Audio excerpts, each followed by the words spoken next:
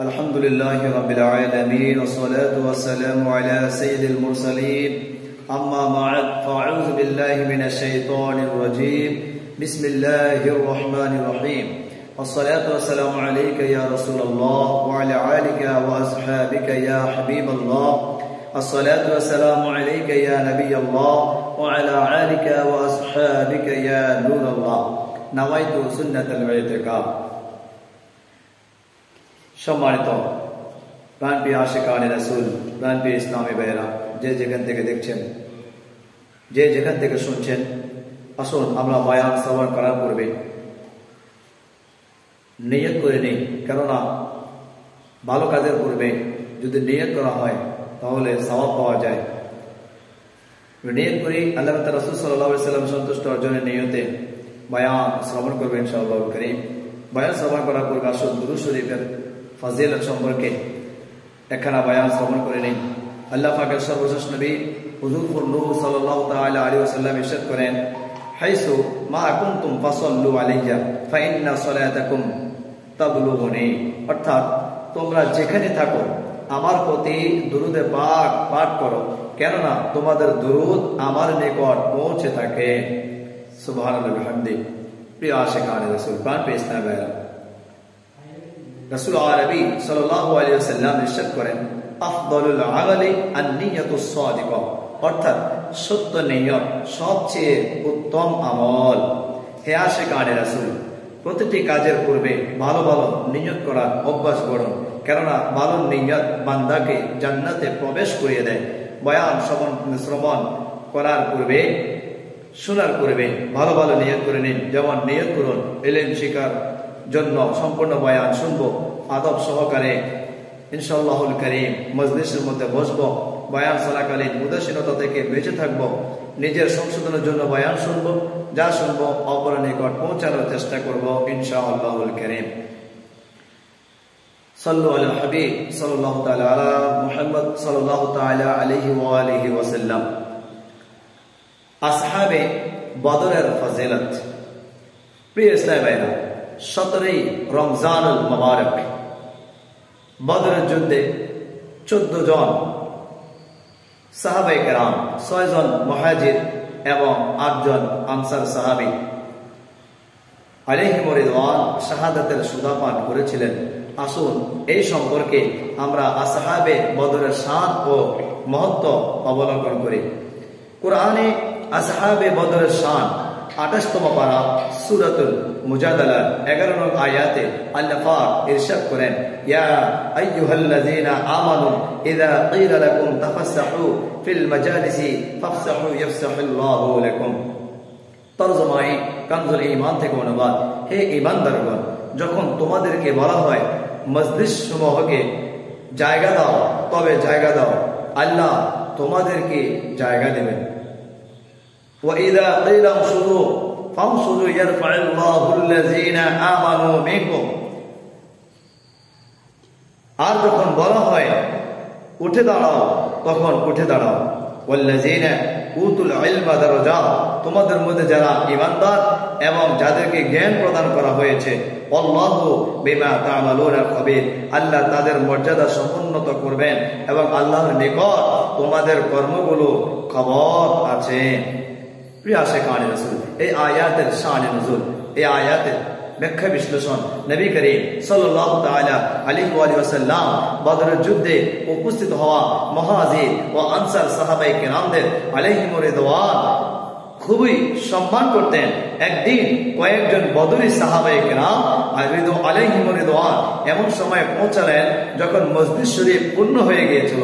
তারা হুজুর আকদাস সাল্লাল্লাহু তাআলা আলাইহি ওয়া সাল্লামের সামনে দাঁড়িয়ে সালাম আরজ করলেন। হুজুর নূর সাল্লাল্লাহু তাআলা আলাইহি ওয়া সাল্লাম উত্তর দিলেন, অতঃপর এই অপেক্ষায় দাঁড়িয়ে রইলেন যে তাদের জন্য মসজিদ শরীফে জায়গা করে দেওয়া হবে, কিন্তু কেউ জায়গা দিল না। রাসূল পাক সাল্লাল্লাহু তাআলা আলাইহি ওয়া সাল্লাম এই ব্যাপারে কষ্ট পেলেন।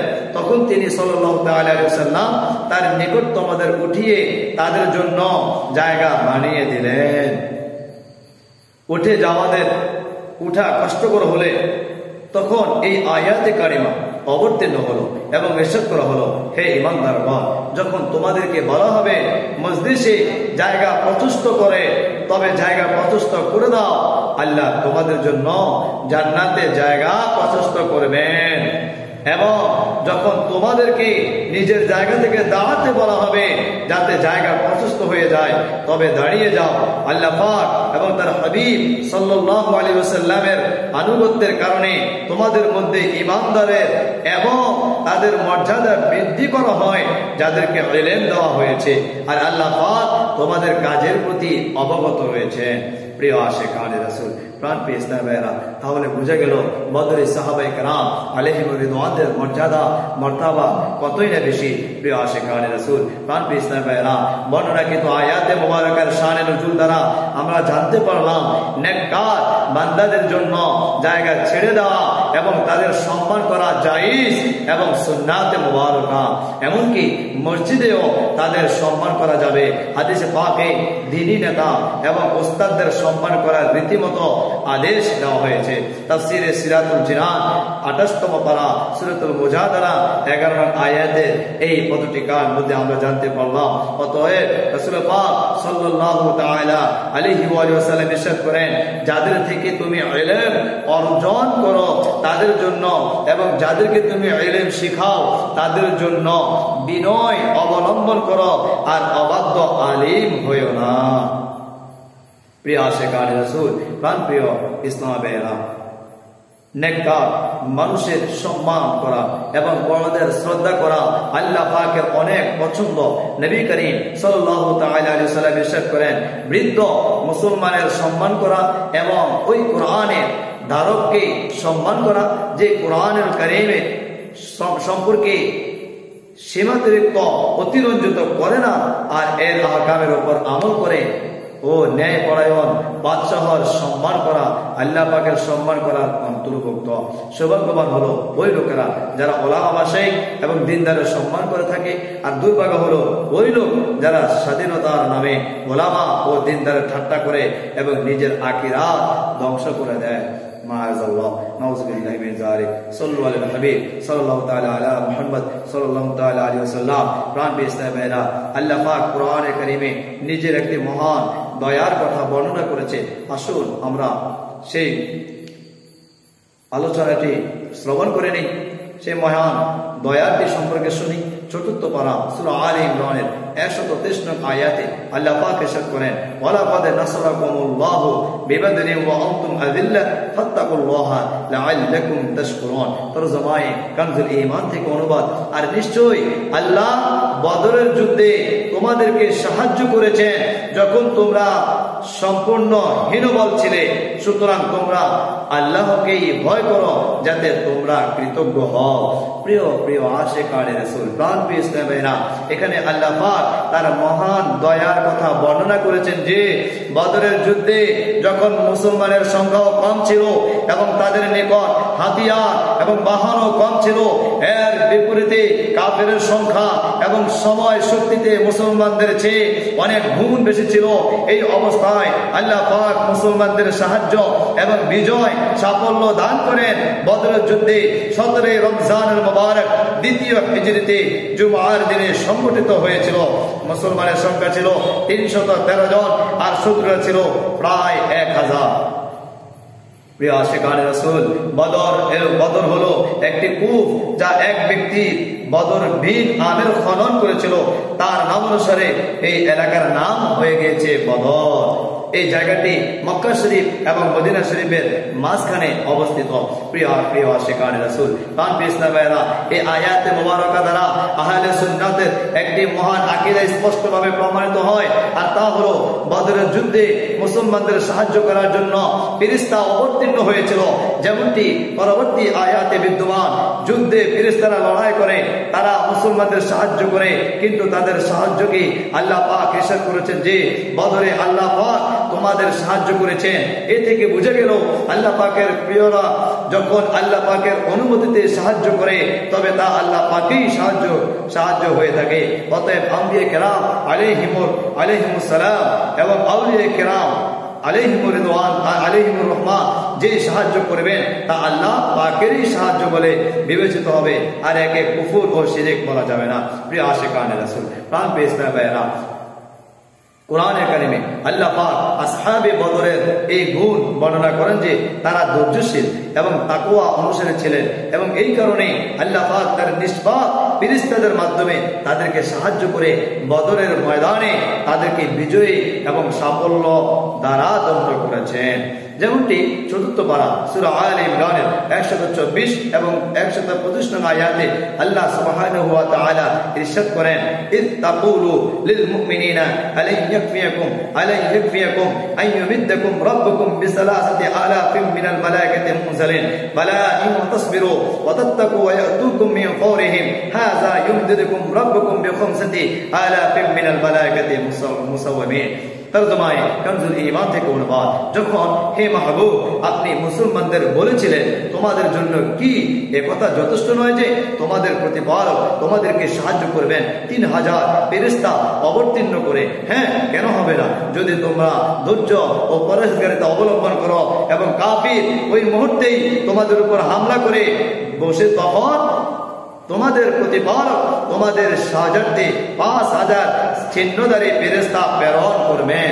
রাসূল পাক সাল্লাল্লাহু তাআলা আলাইহি ওয়াসাল্লাম সাহাবায়ে কেরামদের রাদিয়াল্লাহু তাআলা আনহুম উৎসাহ দিতে গিয়ে এবং তাদের সাহস বৃদ্ধি করতে গিয়ে ইরশাদ করেন, তোমরা তোমাদের সাহস সমুন্নত রাখো, তোমাদের জন্য কি এটা যথেষ্ট নয় যে আল্লাহ পাক 3000 ফেরেশতা অবতীর্ণ করে তোমাদের সাহায্য করবেন? এরপর ইরশাদ করেন 3000 ফেরেশতার সাথে নয়, বরং যদি তোমরা ধৈর্য ও পরহেজগারিতা অবলম্বন করো এবং সেই সময় শত্রু তোমাদের উপর আক্রমণ করলো, তবে আল্লাহ পাক 5000 বিশিষ্ট ফেরেশতাদের দ্বারা তোমাদের সাহায্য করবেন। এটি একটি অদৃশ্যের সংবাদ ছিল যা পরবর্তী সম্পূর্ণ হয়েছিল, আর সাহাবে কেরাম আলাইহিম রিদওয়ানের ধৈর্য ও পরহেজগারিতার বদৌলতে আল্লাহ পাক 5000 ফেরেশতা অবতীর্ণ করেন যারা বদরের ময়দানে মুসলমানদের সাহায্য করেছে। প্রাণপ্রিয় আশিকানে রাসূল, প্রিয় ইসলাম ভাইয়েরা, বদরের ঘটনা থেকে জ্ঞাত হওয়া বিষয়সমূহ এই আয়াত থেকে 3টি বিষয় জানা গেল। এক, বদরে অংশগ্রহণকারী সকল মুহাজির ও আনসারগণ আলাইহিম রিদওয়ান ধৈর্যশীল ও পরহেজগার ছিলেন, কেননা আল্লাহ পাক তার সাহায্য অবতীর্ণ করার জন্য ধৈর্যশীল ও পরহেজগারিতার শর্ত রেখেছিলেন। এবং যেহেতু ফেরেশতা পরবর্তীতে অবতীর্ণ হয়েছে, তবে এ থেকে জানা গেল শর্ত পাওয়া গিয়েছিল, অর্থাৎ সাহাবায়ে কেরামগণ আলাইহিম রিদওয়ান ধৈর্য ও পরহেজগারিতার প্রদর্শন করেছিলেন। অতএব সাহাবায়ে কেরামের ধৈর্য ও পরহেজগারিতার সাক্ষী হলো কুরআন। সুবহানাল্লাহ ওয়া বিহামদিহি। 2 নম্বর, বদরে আগত ফেরেশতারা অন্যান্য ফেরেশতা থেকে উত্তম, কেননা আল্লাহ পাক তাদেরকে বিশেষ চিহ্ন লাগিয়ে দিয়েছিলেন, যার কারণে তারা অন্যান্যদের থেকে অনন্য হয়ে গিয়েছে। এবং হাদিসে এর ব্যাখ্যা বিদ্যমান রয়েছে যে বদরে অবতীর্ণ হওয়া ফেরেশতা অন্যান্য ফেরেশতাদের চেয়ে উত্তম।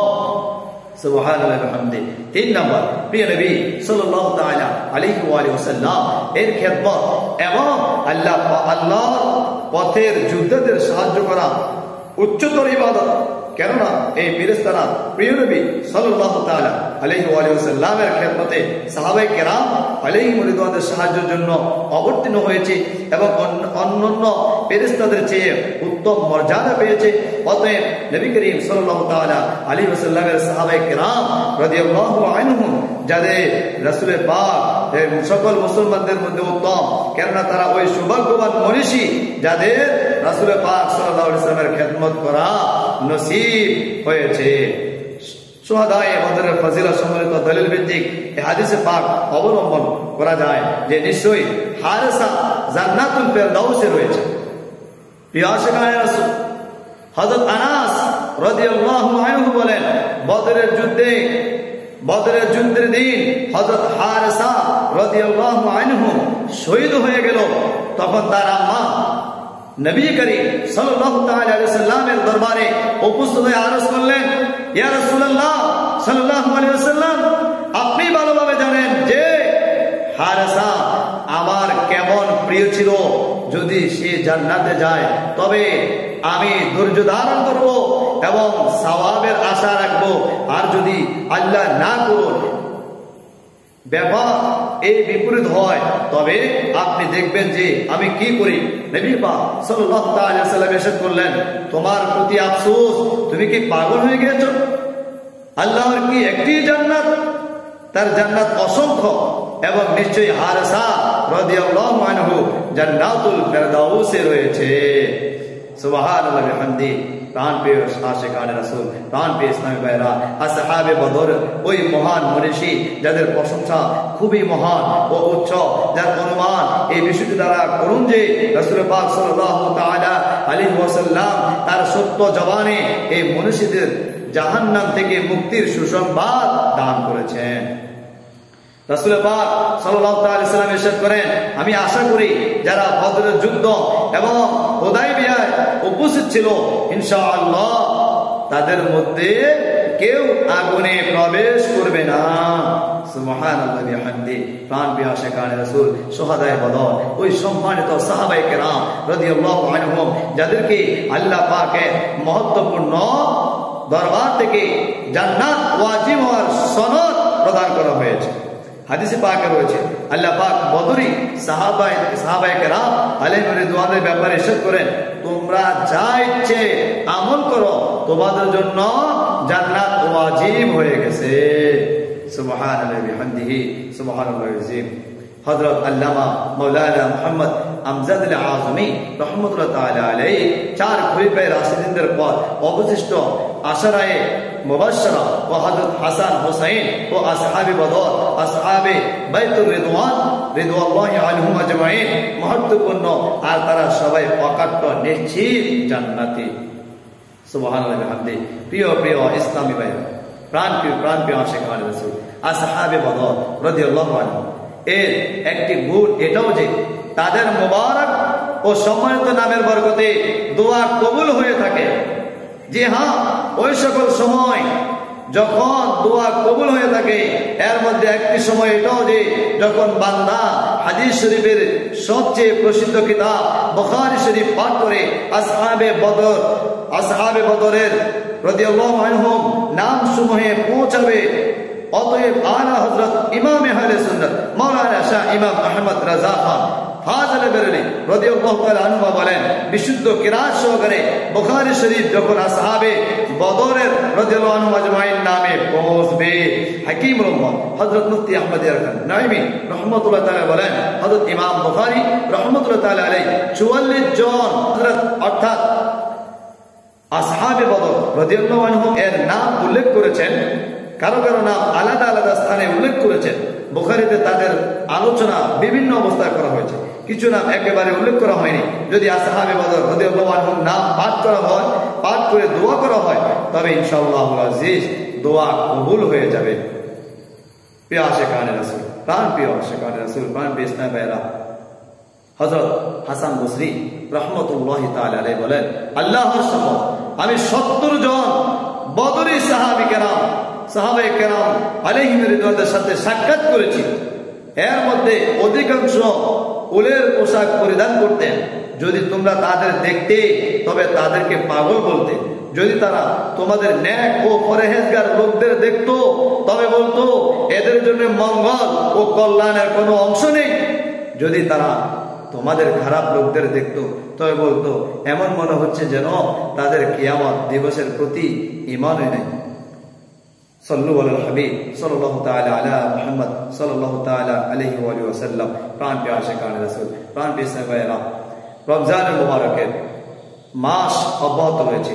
এই মুবারক মাসে 17 তারিখ উম্মুল মুমিনিন হযরত সাইয়্যিদা আয়েশা সিদ্দিকা আলিমা মুফতিয়া মুবাসসিরা মুহাদ্দিসা ফকিহা আবেদা জাহিদা তাইয়্যিবা তাহেরা আফিফা রাদিয়াল্লাহু আনহা এর ওফাত দিবস। আসুন এই ব্যাপারে আমরা তার পবিত্র জীবনের কিছু উল্লেখযোগ্য দিক সম্পর্কে শ্রবণ করার সৌভাগ্য অর্জন করি। প্রিয় আশিকানে রাসূল, প্রাণ প্রিয় ইসলামী ভাইরা, উম্মুল মুমিনিন হযরত আয়েশা সিদ্দিকা রাদিয়াল্লাহু আনহা এর পবিত্র সত্তার শান সবচেয়ে আলাদা।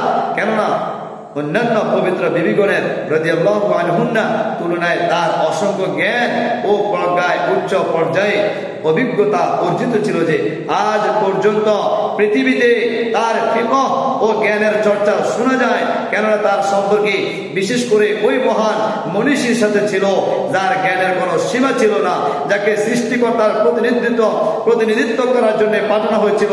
মুস্তাফার কৃপা দৃষ্টির কারণে তিনি যুগ প্রসিদ্ধ মুফতিয়া, আলিমা, মুহাদ্দিসা এবং মুফাসসিরা হয়েছেন।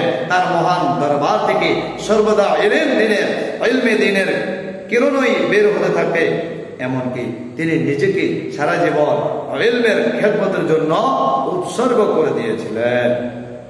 সুবহানাল্লাহ ওয়া বিহামদিহি। প্রাণপ্রিয় আশিকানে রাসূল, প্রাণপ্রিয় ইসলামেরা, হযরত কাশিম রাদিয়াল্লাহু আনহু বলেন, উম্মুল মুমিনিন হযরত আয়েশা সিদ্দিকা রাদিয়াল্লাহু তাআলা আনহা, সিদ্দিক আকবর রাদিয়াল্লাহু তাআলা আনহু এর খেলাফতের সময় স্থায়ীভাবে ইফতার ফতোয়ায় দায়িত্ব অর্জন করে নিয়েছিলেন।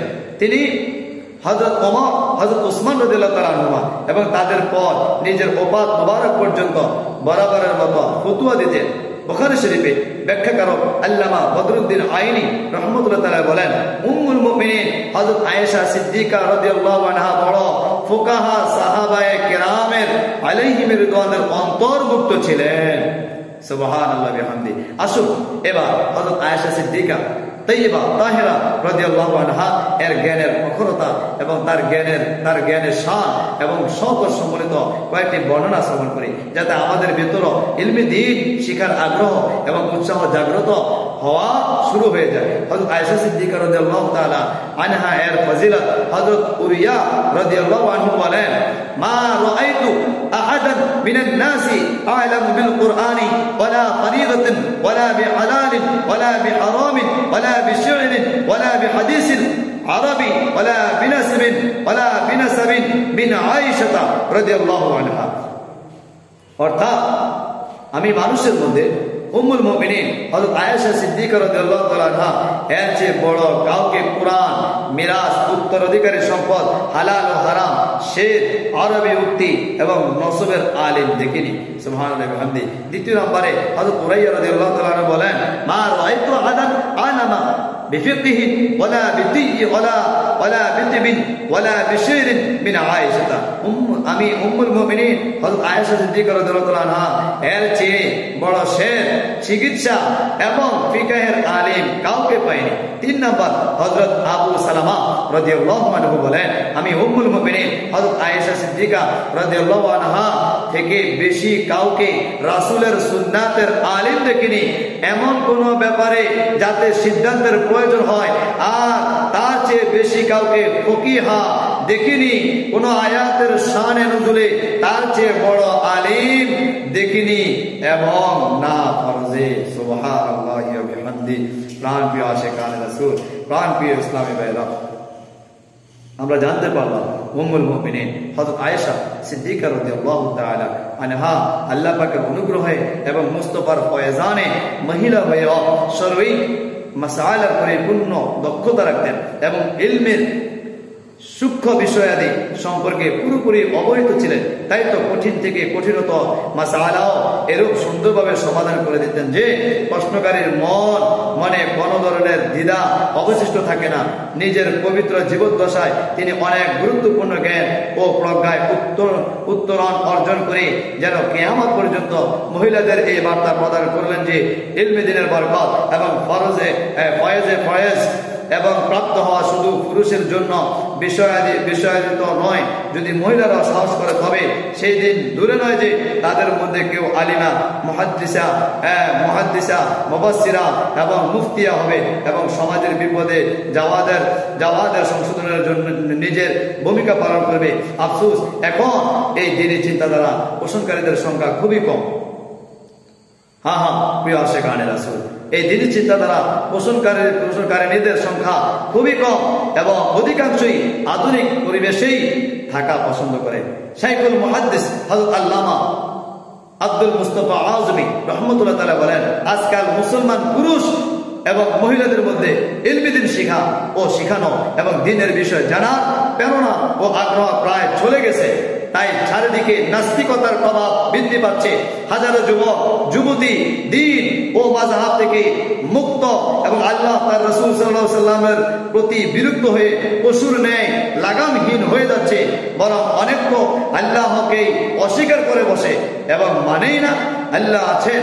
এই বিদিনের তুফানের একটাই কারণ যে মুসলমানেরা নিজেও দিনের ইলম শিক্ষা ছেড়ে দিয়েছে, নিজেদের সন্তানদেরকে ইলমে দিন শিখায় না। এর জন্য খুবই জরুরি যে মুসলমান পুরুষ ও মহিলারা নিজেরাও সময় বের করে দিনের অত্যাবশ্যক ইলম অর্জন করা এবং নিজের সন্তানদের প্রয়োজনীয় বিষয় বাল্যকাল থেকে জানানো এবং শিখাতে থাকা। যদি নিজের সন্তানকে ইলমে দিন শিখিয়ে আলিম বানাতে না পারেন, তবে কমপক্ষে তাদেরকে দিনের এতটুকু ইলম শিক্ষা দিন যে সে যেন মুসলমানদের হয়ে বেঁচে থাকে। প্রিয় প্রিয় আশিকান রাসূল, প্রাণ প্রিয় ইসলামী ভাইয়েরা, আমরা আজকে শ্রবণ করলাম 17 রমজানুল মুবারক। কিছুক্ষণের পরেই আমরা 17তম তারাবির নামাজ আদায় করব। আগামীকাল 17 রমজান বদর দিবস। প্রিয় আশিকান রাসূল, এই বদর দিবসের মধ্যে যে এনারা ইসলামের জন্য জীবন দিয়েছেন, বিশেষ করে 14 জন সাহাবায়ে কেরাম আলাইহিম রিদওয়ান, 6 জন মুহাজির এবং 8 জন আনসার সাহাবী ইসলামের জন্য জীবন দিয়েছে। আমরা তিনাদের সদকায় দোয়া করব। কিতাবের মধ্যে পাওয়া যায় তিনাদের নাম ধরে দোয়া করলে আল্লাহ সুবহানাহু ওয়া তাআলা তার দোয়া কবুল করেন। তাই প্রিয় আশিকান রাসূল, প্রাণ প্রিয় ইসলামী ভাইরা, আজই সুযোগ হয়ে গিয়েছে আমাদের জন্য। আসুন না প্রাণ প্রিয় ইসলামী ভাইরা, আমরা তারাবির নামাজ, এশার নামাজ জামাতের সাথে আদায় করে তারাবির নামাজ আদায় করব এবং সাহাবায়ে কেরাম বদরের সাহাবীদের জন্য দোয়া করব। তিনাদের সাদকায়, তিনাদের ইসালা সওয়াবের জন্য দোয়া করব। তিনাদের উসিলা দিয়ে আমরাও রবের দরবারে দোয়া করব। আল্লাহ যেন আমাদের প্রত্যেক কবুল করেন। আমিন। বিজাহিন নবীল আমিন সাল্লাল্লাহু তাআলা আলা মুহাম্মদ সাল্লাল্লাহু তাআলা আলাইহি ওয়া সাল্লাম। সাল্লু আলাল হাবিব সাল্লাল্লাহু তাআলা আলা মুহাম্মদ সাল্লাল্লাহু তাআলা আলাইহি ওয়া সাল্লাম।